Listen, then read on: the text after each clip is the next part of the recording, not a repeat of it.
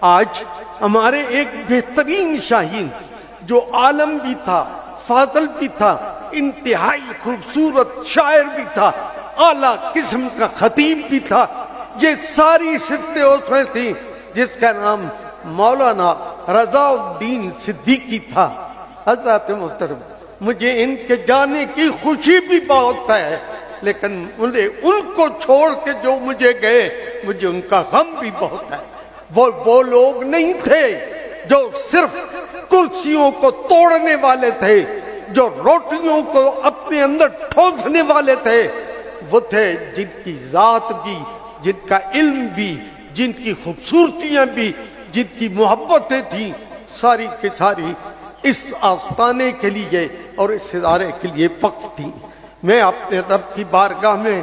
التجا گزار ہوں کہ ہمیں ایسے اجاڑ بستیوں میں نہ رہنے دینا